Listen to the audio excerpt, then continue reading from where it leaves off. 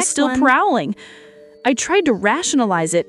Maybe it was teenagers playing a dangerous prank. Maybe it was someone irritated by driving etiquette.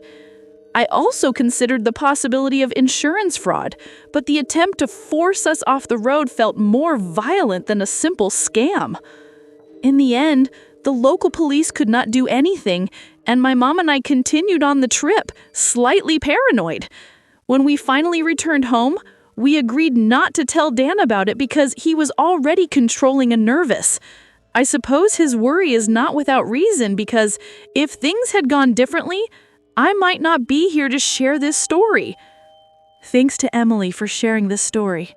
A follower named Hannah sent me this story.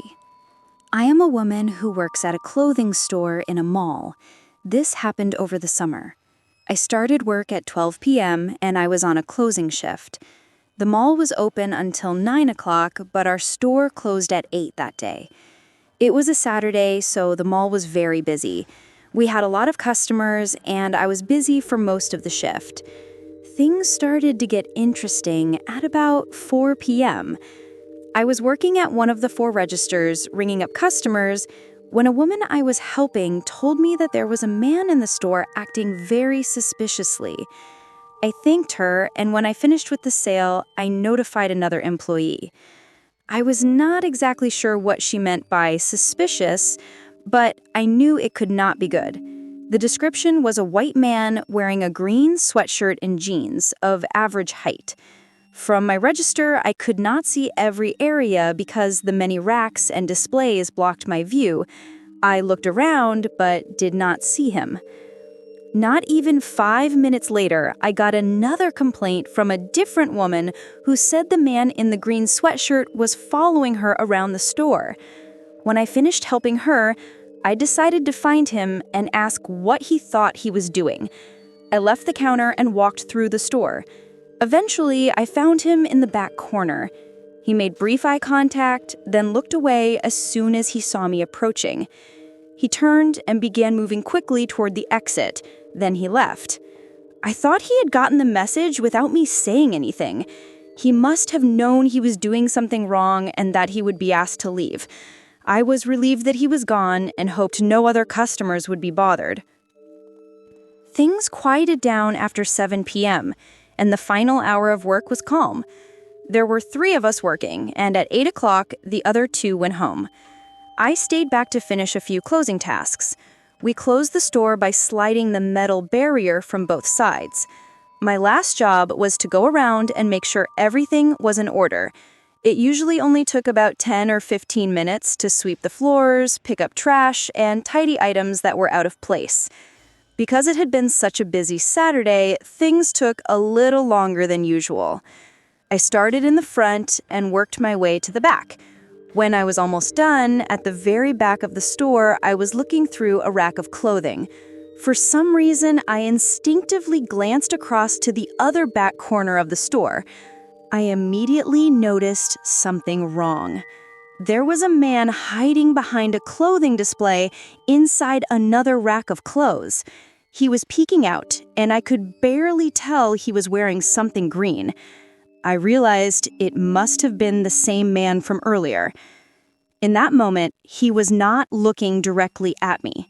My heart started racing, but I tried to act normal. The corner of the store where he was hiding was the only section I had not yet cleaned. I had been planning to do it next. I was not going to do it anymore. After I finished organizing the rack I was at, I casually walked to the front of the store. When I arrived, I stopped and texted the mall security number, hoping they would respond quickly. I felt that I should not leave the store because I was the only employee there, so I stayed near the front, as far away from him as possible. Soon, I heard a noise from the back of the store. As soon as I did, I ran to the gate and opened it, sliding it just enough for me to get out. Then I pushed it down and shut it behind me. I just barely saw the man come into view. I walked to the neighboring business, and a security guard was already coming down the hallway. I waved him over, and at that moment, I saw the man leaving my store.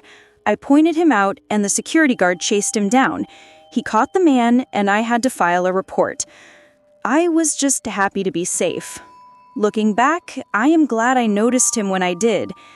It is creepy to think that he had been in the store while I was working, and I had not seen him until the end of my shift. Thanks to Hannah for sharing this story. Thanks for sticking around till the end. If you enjoyed the story, don't forget to give the video a like and leave a comment with your thoughts. And if you haven't already, hit that subscribe button and turn on notifications so you never miss a terrifying tale. See you in the next one.